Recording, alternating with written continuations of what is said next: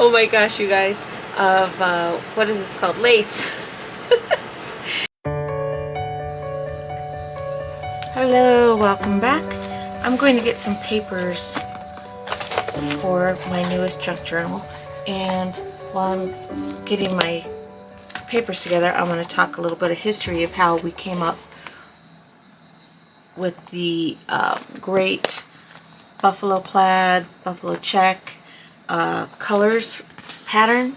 So back in the day, the pattern was actually, well, according to legend, all right, this is according to history that I've been looking up.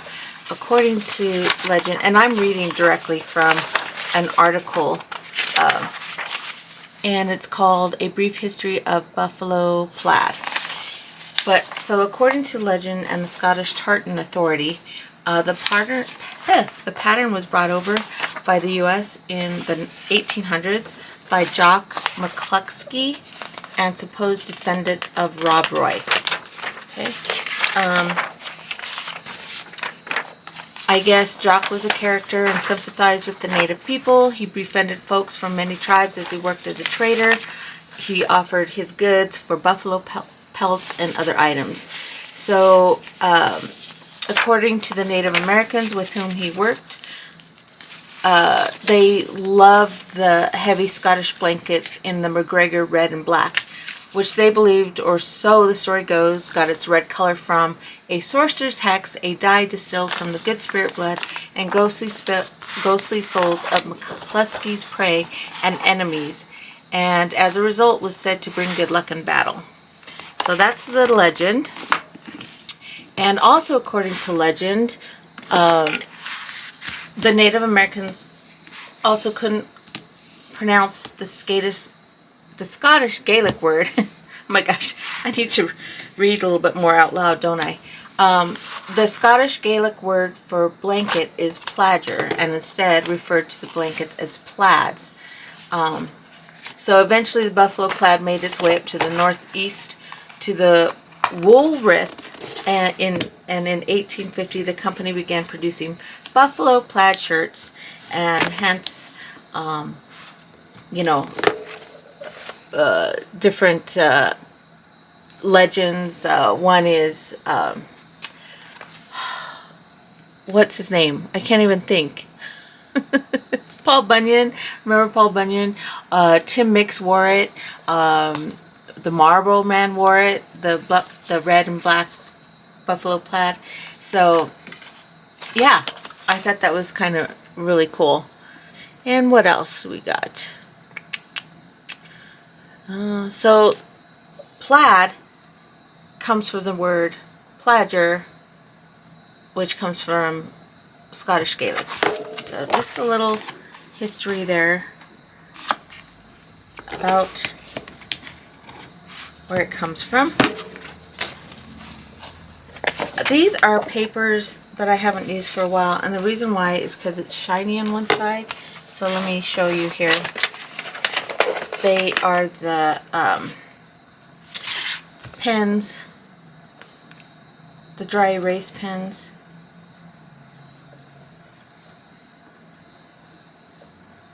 Okay, so those are, and then you just erase it. So I thought it would be cool to put some of this in the journal, and I'll put one in each signature. Okay, and it's pretty thick. Oh, I think I did 4. I did do 4. Just put one aside. So we got 3 of those. We got 3 of these. I feel like I got extra. Nope, that's 1, 2, and 3. Okay. And then I'm going to use some of the posters that my daughter got me.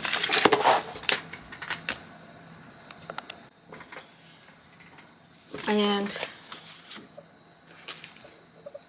so I wanted to do some red, and I'll use this one, and then this one's black, so I use this black. And we can add so much to this.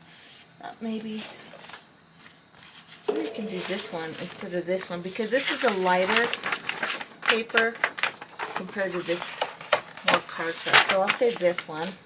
So we'll do these 3. Okay. Just fold those. And of course I'm going to cut it to get the angle, to get the size I want. Oh. You guys, I'm doing this fairly early in the morning. I have an hour before I have to get to work, so I'll probably edit this during lunchtime. And then I want to get 3 of these. I have 2. So let me see if I still have a lot of this paper left in my book. Alright. So I have a lot of stuff in here still. Let's use these first 2 pages here. Yeah. Let's just use those. That was easy. Put that aside.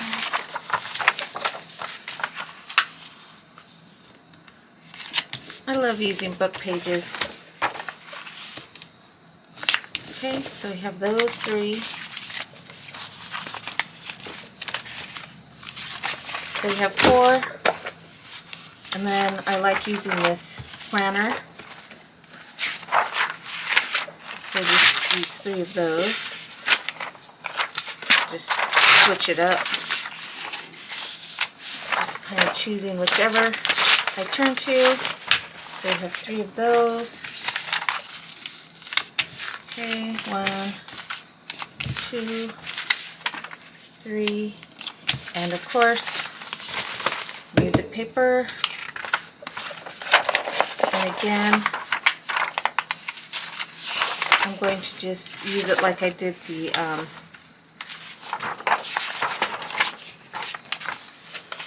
journal paper, and use pockets. So I'll just take 3. So what I mean is when I fold, so it's attached. Okay, it's attached. So when I fold it, then I have already made pockets. So I'll have at least 4 pockets in every, in each of the signatures. Because this will be in one signature, so I'll have 1, 2, and then here I'll have pockets as well. And I don't have to make pockets. I can fold these down. I mean, they would be like a pocket tuck, so yeah.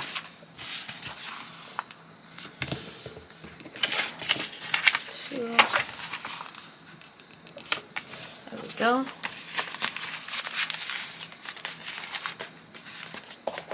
So I have 6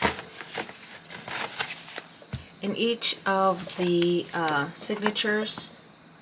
And I think that's all I'm going to do, because you know what happens when I start adding stuff, it's just going to get chunky.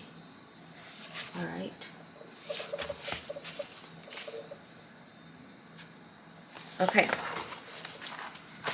So I know you probably don't want to deal with the boring part of me cutting everything out, so I'll come back and have everything cut. But you get the gist. You want to just make... oh, you know what? I think I'll add this. I forgot I was going to add these. So I'll add 7. 7 pages for each signature, which of course you times that by 2 and then times it by 3. You get the gist. And I was going to use this too, because I have so much of this paper.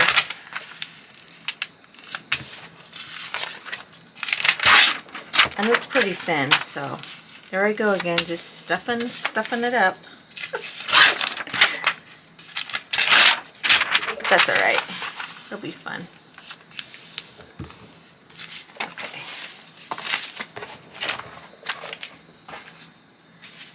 Alright guys. So the best way to cut this is to get the size that you want. Now you can have them come out of your journal, or you can have them all tucked in nice and neat. I'm gonna just go the neat way. I don't know why, but that's what I'm gonna do with this one. One of these days I'm just gonna recap it and just have all kinds of stuff sticking out. But I have a plan with a lot of these journals, so I'm just gonna make them as neat as possible for right now and see how that works out. Alright, so I'll come back and everything will be cut.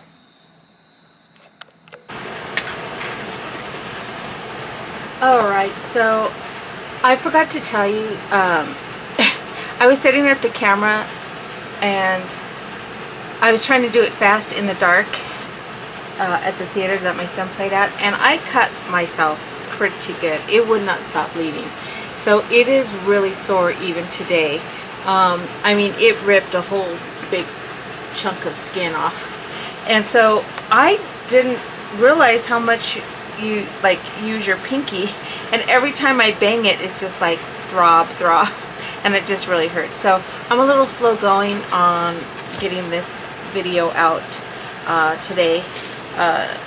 Cutting this, I'll get the hang of it, not using my pinky.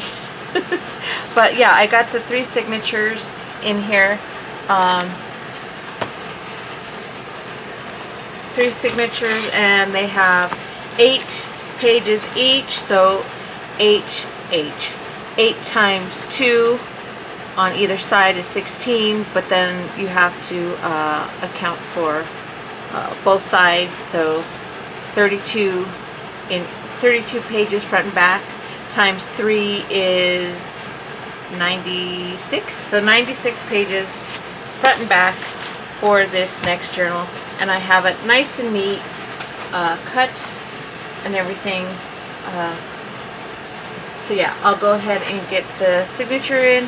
And I'm really liking the beading, so I'm going to see if I can find some beads that will fit through thread, or fine thread that I can use to sew in the signatures. So, and then I might put some fabric over this, because this is just the 12 by 12, you know, cardstock paper.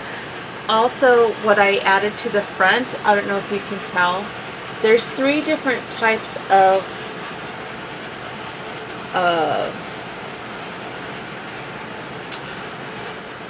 oh my gosh, you guys, of what is this called, lace.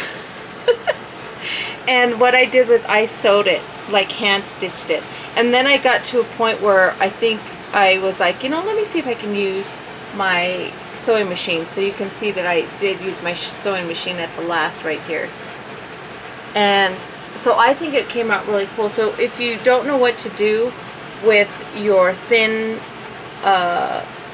lace, sew them together to get one big piece.